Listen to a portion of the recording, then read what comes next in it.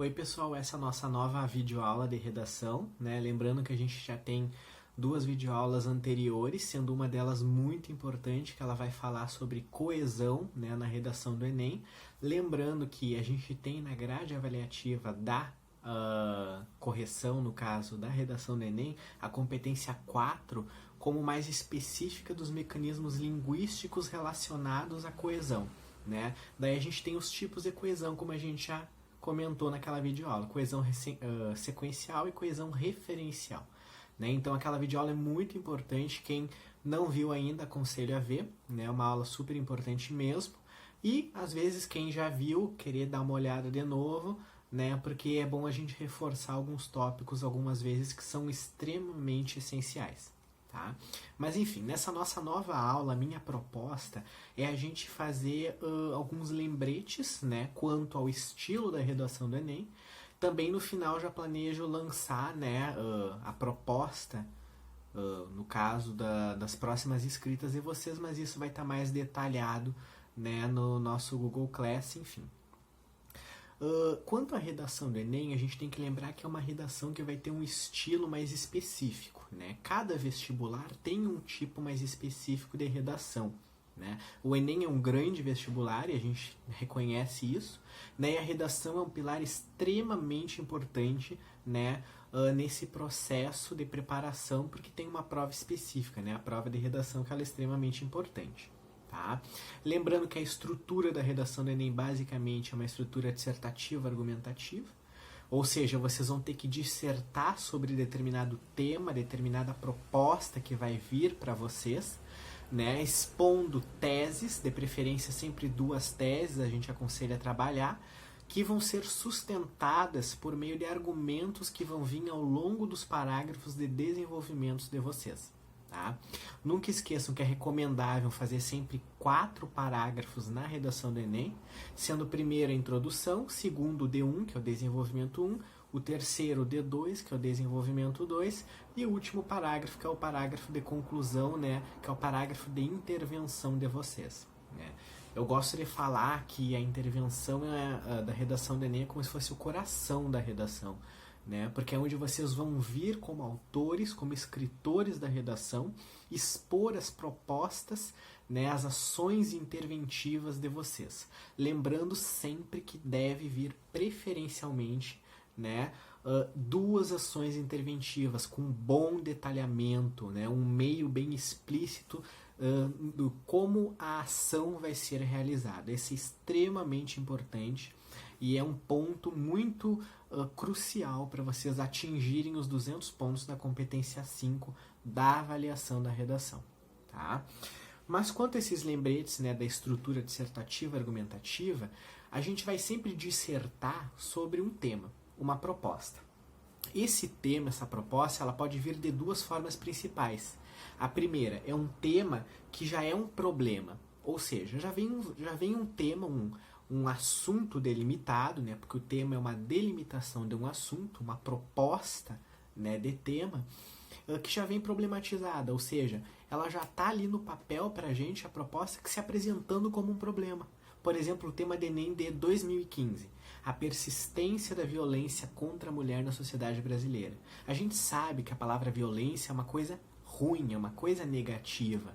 E a gente sabe que a persistência, ou seja, a manutenção dessa violência, no caso contra a mulher no Brasil, é um problema. Ou seja, a gente chama de tema problema, porque ele já vem problematizado.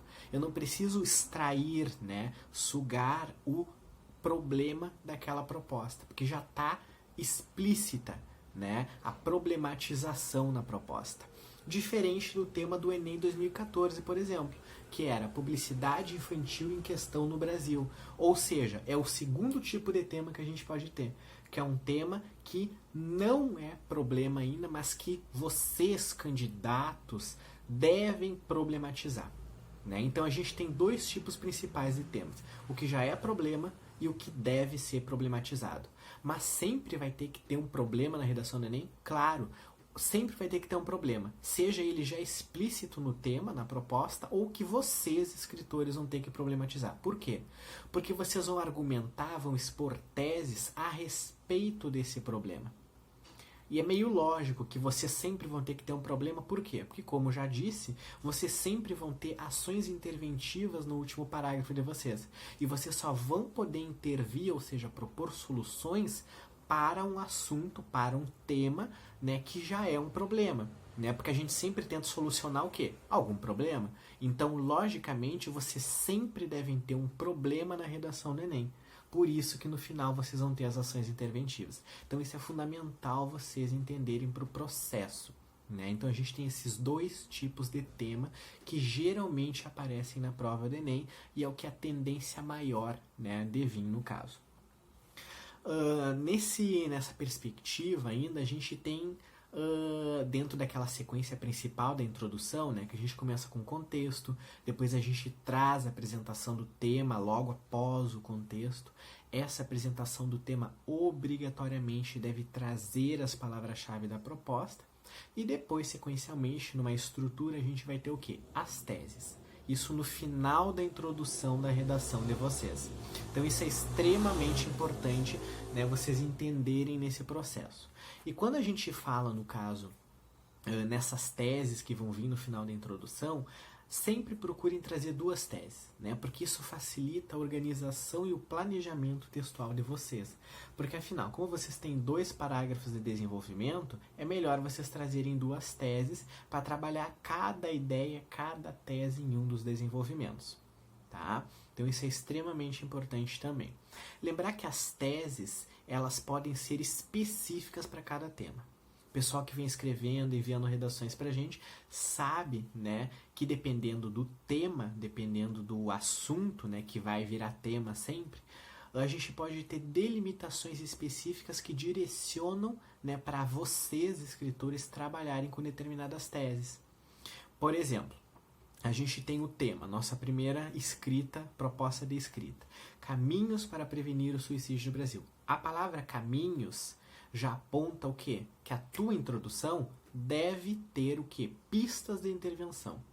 O que são teses, pistas de intervenção? São aquelas teses onde vocês vão ter que trazer já brevemente o quê?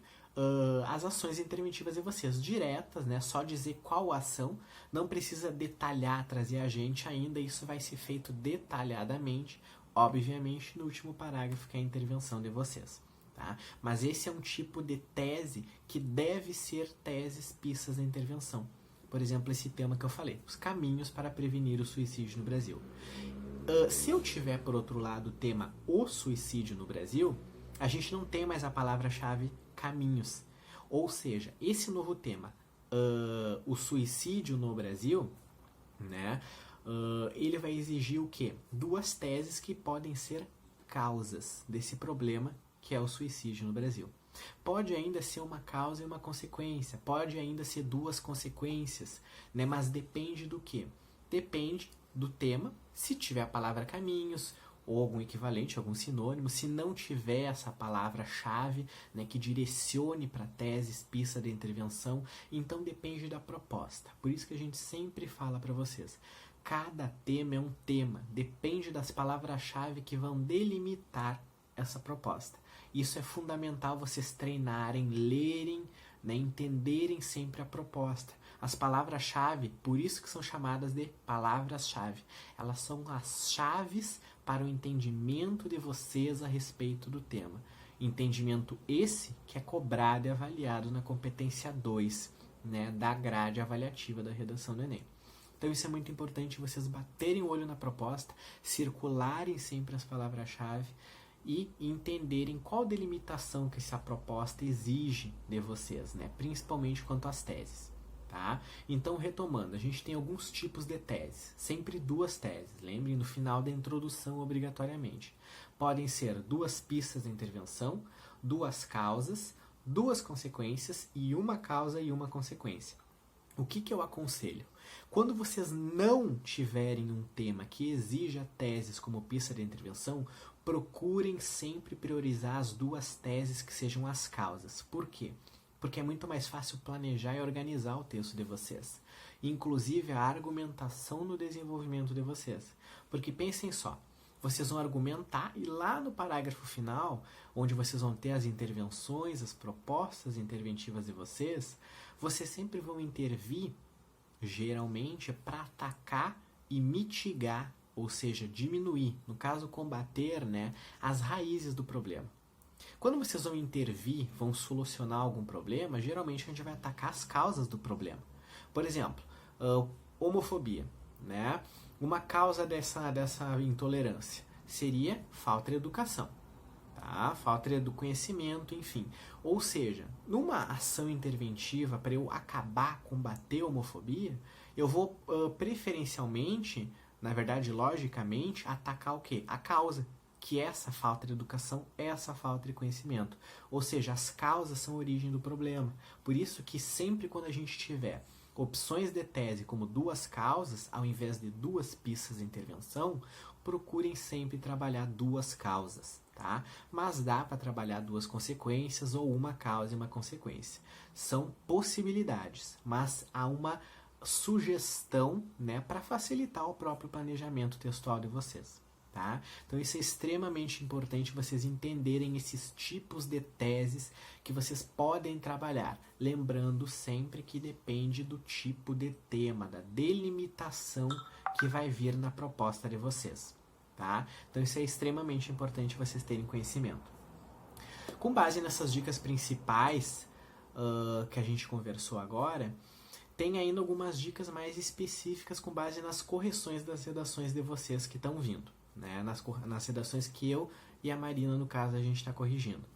Primeiro, nunca, jamais escreva um parágrafo com apenas um período, tá? Uma oração, tá? Ou um período com diversas orações. Lembrar que um período é toda aquela unidade textual que termina até o ponto final, tá? Então vocês nunca, jamais podem ter apenas um ponto final no parágrafo só.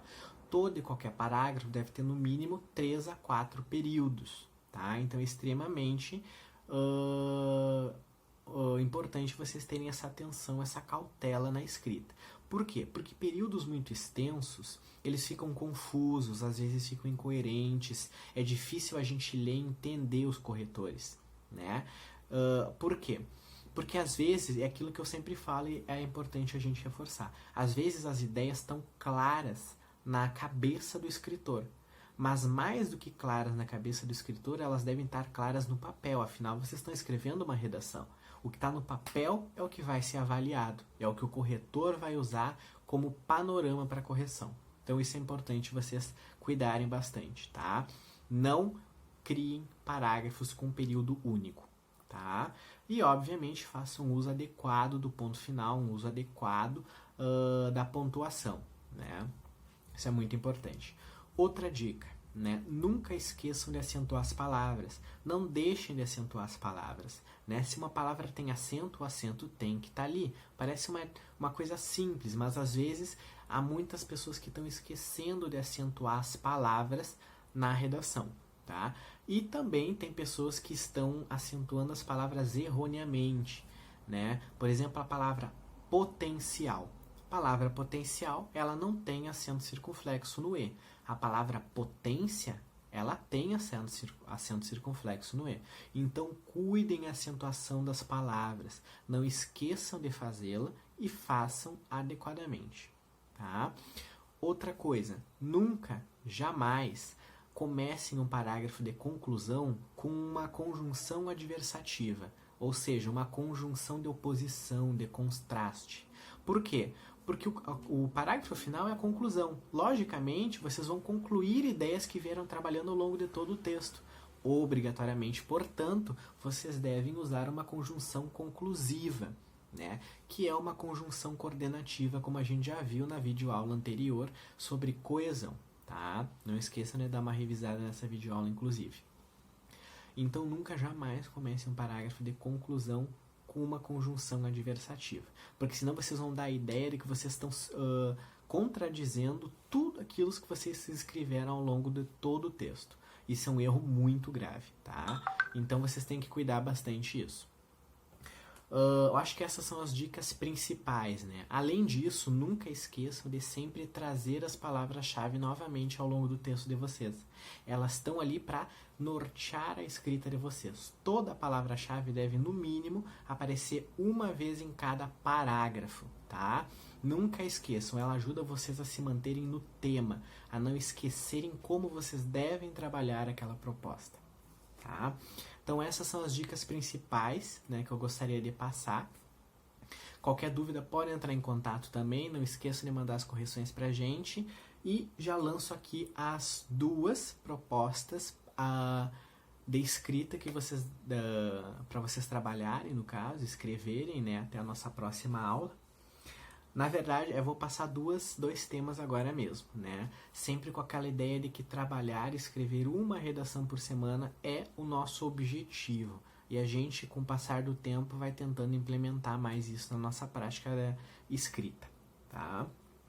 O primeiro tema vai ser o tema do Enem de 2015, né? Que é a persistência da violência contra a mulher na sociedade brasileira. Um tema extremamente importante, né, que sempre é uma constante, infelizmente, na nossa sociedade e que nos dias atuais, nesse cenário de pandemia que a gente está vivendo, né, tem se tornado um problema mais caótico do que já é naturalmente. Tá? Então isso é a primeira proposta que eu lanço para vocês. E a segunda proposta, né, que eu elaborei é os impactos da revolução tecnológica na educação brasileira. Atentem bem às palavras-chave. Impactos, revolução tecnológica e sociedade brasileira. As palavras-chave, de novo, elas vão nortear a escrita de vocês. E nunca esqueçam, a palavra principal das palavras-chave aqui, que delimita a proposta, é impactos, que seria o sinônimo de consequências, efeitos. Ou seja, obrigatoriamente, as 2 teses de vocês vão ter que ser o quê? Os impactos dessa revolução tecnológica na sociedade brasileira. Podem ser impactos positivos ou podem ser 2 impactos negativos, tá? Vocês vão ter que argumentar, se forem 2 impactos positivos, né, que a sociedade brasileira, né, não tem ainda efetivamente esses impactos positivos, ou trazer algum contraponto de algum lugar no Brasil que tenha, né, efetivamente esses impactos positivos mais visíveis, né, para mostrar que a maior parte da sociedade brasileira não tem essa realidade, que de fato não tem. E no atual contexto, né, que a gente está vivendo, a gente reconhece que vai ser uma coisa muito mais debatida daqui para frente. Tá? Então essa é a nossa segunda proposta, né, de escrita. Não deixem de ter uma prática de escrita constante, né, de preferência semanal, enviar as redações para correção, tirar as dúvidas, entender, né, aquilo que vocês estão errando. E outra dica muito importante é o quê? Praticar, cultivar a releitura. Como assim? Depois que terminar a redação de vocês, deem preferência de reler a redação. Uma releitura breve, dinâmica, para tentarem ver alguns erros mais simples que foram cometidos, principalmente quanto à competência 1, que leva em consideração mais aspectos gramaticais e ortográficos. Tá? Então, é muito importante vocês manterem esse hábito de leitura. Qualquer dúvida que tiverem, podem entrar em contato comigo, com a Marina.